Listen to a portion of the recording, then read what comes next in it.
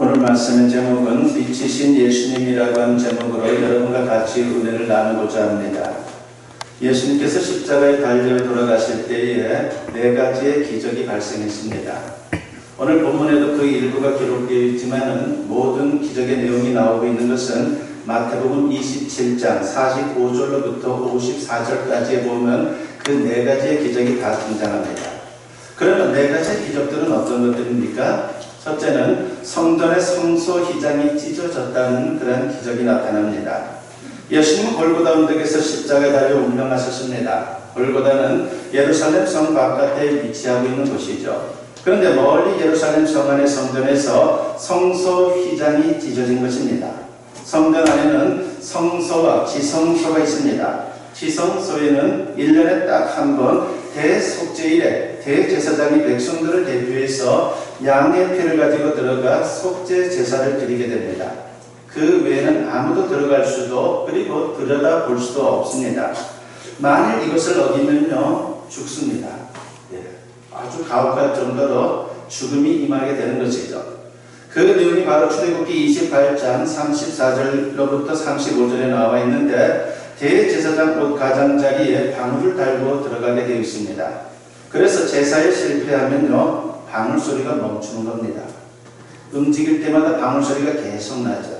그러면서 사람들은 바깥에서 대제사장이 제사를 진행하는구나 그렇게 생각하는 겁니다. 그런데 방울 소리가 딱 멈출 때가 있어요. 그건 죽은 겁니다. 만일 이런 불상사가 생기면요 대제사장 허리에다가 미리 밧줄을 다 묶어 놓습니다. 그래서 소리가 나지 않으면 바깥에서 사람들은 그 밧줄을 잡아당기게 됩니다. 그래서 시신을 끌어내는 겁니다. 지성소가 이렇게 무서운 곳인데 예수님이 운명하신 바로 그 순간에 지성소 앞에 드리워진 휘장이 찢어진 것입니다. 마침 그날은 6월절이라 제사장들이 그 시각에 성소에 들어가서 제사를 진례하고 있었습니다. 그런데 안쪽 지성소를 가로막고 있던 휘장이 위에서 아래로 찢어졌으니까는 사람들이 얼마나 놀랐겠습니까? 바깥에 있는 참관하던 그 백성들이 또한 엄청나게 놀랐을 것이고 제사장 또한 엄청 놀랐을 것입니다.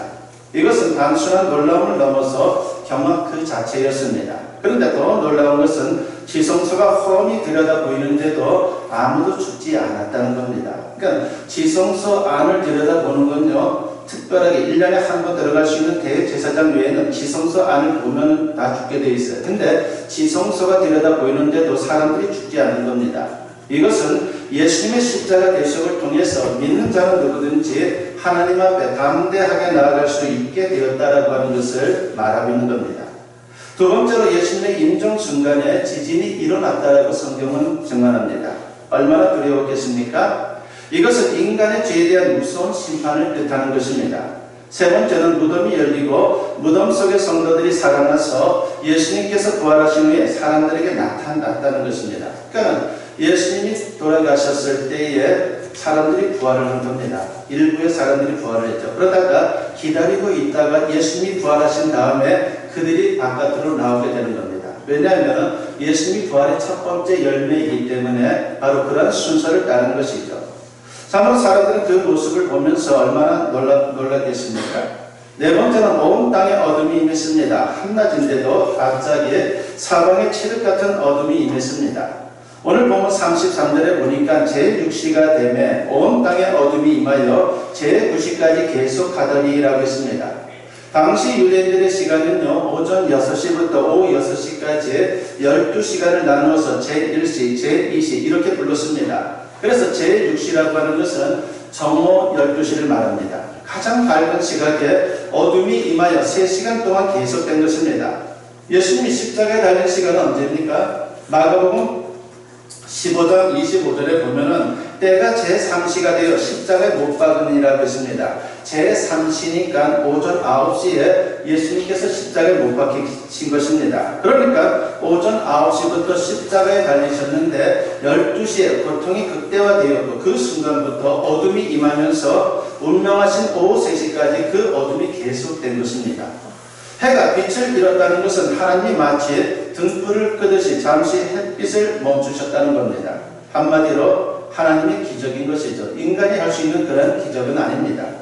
하나님은 이런 현상을 통해서 말씀하십니다. 죄가 이렇게 심각하다. 인간은 심판을 받아 영원히 죽을 수밖에 없다. 지옥에 들어가 어둠 가운데 고통을 당할 수밖에 없다라고 하는 것을 하나님은 말씀하고 있는 겁니다. 그래서 십자가의 죽음은 지옥의 예고편이다라고 말할 수가 있습니다. 십자가의 고통이 얼마나 컸던지 예수님께서 외칩니다. 오늘 본문 34절에 보니까 제9시에 예수께서 크게 소리 지르시되 엘리 엘리 라마 사박다니 하시니 이를 번역하면 나의 하나님 어찌하여 나를 버리셨나이까 하는 뜻이라고 했습니다. 이것은 육체적 정신적 고통뿐만이 아니라 하나님 아버지로부터도 버림받는 영적 고통의 극한 상황에서 부르짖는 절규였다라고 말할 수가 있습니다. 그렇습니다. 어둠은 죄악을 상징하는 것입니다. 그리고 죄로 말미암는 인간의 두려움과 고통, 그리고 궁극적으로 영원한 사망을 상징하고 있습니다. 여기까지만 보면요, 예수님이 어둠 속에서 비참하게 죽고 실패한 것처럼 보입니다. 하지만 예수님은 빛이십니다. 빛은 절대로 어둠에 패하지 않습니다. 요한일서 1장 5절에 보면요, 하나님에 대해서 뭐라고 증거합니까? 하나님은 빛이시라 그에게는 어둠이 조금도 없으시다는 것이니라고 했습니다. 그러므로 하나님의 아들 예수 그리스도 역시 빛이라 말할 수 있는 것이죠. 빛은 절대로 어둠에 패할 수가 없습니다. 그래서 빛이신 예수님은 십자가에서 실패한 것이 아니라 승리하셨습니다. 그 증거가 무엇입니까? 부활입니다. 부활이 없으면요, 승리했다라고 말할 수는 없는 것이죠. 그때 바로 빛의 역사가 있었음을 성경은 이렇게 증거합니다. 마가복음 16장 2절에 보면은 안식 후 첫날 매우 일찍이 해 돋을 때에 그 무덤으로 가며라고 했습니다. 빛이신 예수님은 어둠을 물리치고 부활했습니다. 하나님은 그 사실을 상징적으로 보여주기 위해서 부활의 시각을 언제로 맞추셨습니까? 이른 아침입니다. 즉 해가 돋을 때라고 했습니다. 그러니까 무슨 말입니까? 빛이신 예수님은 십자가의 대속으로 어둠의 권세를 이기고 승리했다는 것입니다. 결국 십자가로 어둠을 이기신 겁니다. 아무쪼록 이 진리를 깨닫고 예수님이 주시는 참 빛을 심령 가운데 품을 수 있는 우리 모두가 되었으면 합니다. 그러면 구체적으로 예수님은 십자가로 어둠을 이기고 믿는 우리를 빛으로 인도하면서 어떤 축복을 주고 있습니까? 오늘 세 가지를 생각해 보고자 합니다. 첫째는 두려움을 이기고 자유를 주시고 있다라고 하는 것입니다.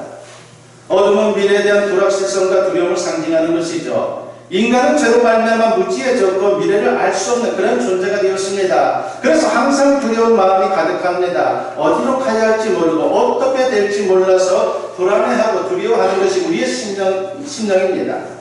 그러나 빛이신 예수님을 믿고 따라가면요, 그 모든 두려움은 사라지고 참 자유를 누릴 수 있는 인생이 되는 것이 하나님께서 우리에게 주신 축복인 것입니다. 요한복음 12장 46절에 보면 나는 빛으로 세상에 왔나니 무릇 나를 믿는 자로 어둠에 거하지 않게 하려 함이로라 하셨습니다. 주님을 믿을 때에 빛 가운데 거하는 인생이 아니라 빛 가운데 거하는 인생이 되는 것이고 어둠을 물리치는 인생이 된다라고 하는 것을 우리에게 분명히 말씀하고 있는 것입니다. 유명한 작가 중에 이철환 씨라고 있죠. 요즘은 좀 활동이 뜸하신 것 같은데 이철환 씨의 연탄길 1권 가운데 보면 먼 불빛이라고 하는 이야기가 나옵니다. 불량 청소년 현태의 이야기의 실화입니다. 그는 나쁜 친구들과 어울리며 말썽을 부리다가 결국은 학교에서 퇴학을 당했습니다. 그 사실을 직접 옆에서 본 부모의 마음이 얼마나 아팠겠습니까? 비가 난 아버지는 날마다 술을 마시고 어머니는 슬픔 가운데 하루하루 지내는 그런 상황이 전개됩니다. 참담한 가정 분위기를 이기지 못하고 형태는 결국 가출을 하게 됩니다. 친구들과 어울려 금품을 훔치면서 방탕하게 생활했습니다. 경찰서를 드나들더니 마침내 피해자에게 합의금을 주고 구속을 겨우 모면하는 그런 일들이 자꾸만 늘어납니다. 그의 친구들은 이미 교도소를 들락거리고 있는 그런 친구들이 너무나도 주변에 많았습니다. 이런 상황을 심각하게 여기지 않는 형태를 보면서 부모님의 마음, 그 속은 잠으로 타들어갔습니다. 설상가상으로 아버지는 친척에게 사기를 당해서 가게가 넘어가고 결국은 지방에 내려가서 남의 길을 돕고 사는 그런 신세가 되었습니다. 아주 설상가상인 거죠. 그러던 어느 날 경찰서에서 연락이 옵니다. 아버지가 기금속 가게에 들어갔다가 절도를 하다가 미수죄로 걸려서 경찰에 있다는 것입니다. 그렇게 면회를 갔더니만 아버지가 고개를 푹 숙이고 있습니다. 아버지의 교도소 생활 중에 현태는 자주 면회를 갔습니다. 어느덧 출소하는 날이 다가왔습니다. 축 처진 모습으로 앞장서는 그 아버지의 모습을 보면서 어머니는 현태에게 진실을 털어놓습니다. 그동안 한마디도 하질 않았어요. 불량한 아들에게 교도소에 가는 게 얼마나 비참한 것인지를 알려주기 위해서 일부러 그랬다는 겁니다. 현태는 충격을 받았습니다. 그제야 그 아들은 정신을 차리고 그때부터 공부하기 시작합니다. 다행히 대입검정고시에 합격하고 어느 지방대학에 입학을 하게 되었습니다. 그 이야기의 마지막은 이렇게 끝이 납니다. 아버지는 아들을 위해 스스로 어둠이 되었다. 빛을 거부했던 아들의 어둠 속으로 들어와 끝내는 그르치고야만 그의 인생 앞에 불빛 하나를 밝혀주었다. 어두운 밤바다와 같은 인생에서 표류할 때마다 두고두고 바라볼 먼 불빛, 아버지라고 하는 그 내용으로 이 단락이 마치게 됩니다. 이 이야기의 아버지처럼 예수님은 우리를 어둠에서 빛으로 구원해내시려고 어둠 속에서 피 흘려 돌아가신 것입니다. 고통을 당하신 것입니다. 어두운 밤길을 갈 때 플래시 하나만 들고 가도요, 얼마나 우리가 든든합니까? 두려움이 사라지죠. 그런데 예수님은 우리 인생의 빛이 되어주심으로 우리의 미래를 환하게 열어주시는 그런 능력자라고 하는 것입니다. 아무리 세상이 불확실하고 위험해도 우리가 빛이신 예수님만 따라가면요, 안전합니다. 형통합니다. 승리합니다. 멋진 미래가 펼쳐지게 되는 겁니다. 혹시 앞이 보이지 않을 정도로 힘들고 두렵습니까? 십자가로 어둠을 이기신 예수님을 잘 따라갈 수 있는 우리의 신앙이 되었으면 합니다. 그래서 밝은 미래, 평안과 자유가 넘치는 인생으로 인도받을 수 있는 우리 모두가 되었으면 합니다. 두 번째로 오늘 말씀을 통해서 우리에게 주시는 축복은 고통을 이기고 기쁨을 주시는 우리가 예수님을 발견할 수 있다고 하는 것입니다. 어둠은 고통을 상징하는 것이죠. 그런데 인간은 죄로 말미암아 많은 고통을 당하고 있습니다. 우리가 당하는 고통은 우리의 죄 때문에 우리가 겪는 그런 고통들이 너무나도 많은 것입니다. 그러나 하나님의 빛으로 나아가게 되면요, 고통에서 해방될 수 있다라고 하는 것을 성경은 누누이 강조합니다. 이사야 60장 20절에 보면은 여호와가 내 영원한 빛이 되고 내 슬픔의 날이 끝날 것임이라고 했습니다. 예수님은 십자가를 지심으로 근본적인 죄를 없애주심으로 인간의 고통을 해결해 주고 있다라고 하는 것입니다. 그리고 우리의 고통을 또한 얼마든지 해결해 줄 수가 있습니다. 마음의 상처와 육신의 질병 등 모든 아픔을 치유하시고 회복시켜 주십니다. 말라기 4장 2절에 보면 우리가 잘 아는 말씀이 나오죠. 내 이름을 경외하는 너희에게는 공의로운 해가 떠올라서 치료하는 광선을 비추리니 너희가 나가서 외양간에서 나온 송아지같이 뛰리라고 했습니다. 예수님을 태양으로 비유한 말씀입니다. 햇볕은 물리적으로 살균하는 기능이 있어요. 얼마나 햇빛이 우리에게 좋은지 모릅니다. 이처럼 예수님은 우리의 고통을 치유하고 기쁨을 주시는 분이다라고 하는 것입니다. 중국 교회사에 등장하는 지도자 가운데 유명한 분이 있습니다. 그분이 바로 워치만 니라고 하는 분입니다. 보통은 예탁성이라고 이렇게 부르기도 하죠. 이 워치만 니는 거의 한평생을 협심증과 결핵으로 투병하셨던 그런 분입니다. 그러나 그는 기도의 용사였고 기도를 통해서 놀라운 체험을 많이 했던 분으로 유명합니다. 그분이 어느 날부터인가 폐결핵을 앓게 되었습니다. 폐결핵을 앓으면서 피를 쏟아낼 때는 정말 하루하루가 괴로웠습니다. 좋다는 약을 다 써보았지만 허사였어요. 들지를 않는 겁니다. 전혀 차도가 나타나지 않았습니다. 그는 죽음을 기다리는 그런 신세가 되었습니다. 이제 이러다가 죽는구나. 이제 하나님 나라 가는구나라고, 나의 사역은 여기서 끝나는구나라고 그렇게 생각을 했습니다. 그런 마지막으로 계속되는 통증을 느끼면서 하나님 앞에 나아가서 최선을 다해서 울부짖기 시작합니다. 하나님, 왜 이렇게 저를 빨리 데려가시려고 합니까? 너무나도 빨리 자신의 사역을 그만둔다는 것이 너무나도 안타까웠기 때문에 나를 빨리 데려가려고 하는 그 하나님의 뜻이 무엇인지 그는 하나님께 물었습니다. 그러면서 자신에게 남아있는 모든 죄를 하나님 앞에 회개했습니다. 지금까지 회개했다고 생각했는데 아직도 남아있던 그런 죄가 있었던 거예요. 그래서 그 모든 것들을 주님 앞에 다 쏟아놓고 주님의 은혜만을 구합니다라고 하는 마음으로 주님께 기도를 한 것이죠. 계속 금식 기도하면서 하나님께 부르짖다가 오직 의인은 믿음으로 살리라, 믿음으로 행하리라, 믿음으로 서리라고 하는 말씀의 응답을 받게 됩니다. 워치만 이는 응답을 받은 후에 놀랍게도 침대 생활을 하던 176일 만에 처음으로 자신의 손으로 옷을 입고 아래층으로 내려왔습니다. 그전엔 내려오지도 못했어요. 계속 침대 생활만 했던 것이죠. 그리고 너무도 기뻐서 하나님께 찬송을 올렸습니다. 빛이신 예수님은 영적으로 육적으로 우리를 치유하시고 회복시켜주시는 분이다라고 하는 것입니다. 부디 저와 여러분도 인생을 살면서 여러 가지 고통이 있을지라도 어둠을 이기신 예수님의 십자가를 바라보므로 고통에서 해방되어 기쁨으로 세상을 살 수 있는 그런 능력의 인생들이 펼쳐질 수 있기를 간절히 축원합니다. 세 번째로 사망을 이기고 영생을 주시는 축복을 우리에게 주님께서는 허락하신 것이죠. 어둠은 사망을 상징합니다. 우리가 보통 죽음이라고 하는 어둠을 연상하지 않습니까? 그런데 예수님께서 십자가에 죽었다가 사망 권세를 이기고 부활을 하셨습니다. 죄로 말미암아 생명을 잃었지만 예수님은 참으로 인간으로 오셔서 십자가 대속에 피를 흘리심으로 이제는 믿는 자들에게 죄사함을 주시고 영생을 주시는 분으로 활동을 하고 계십니다.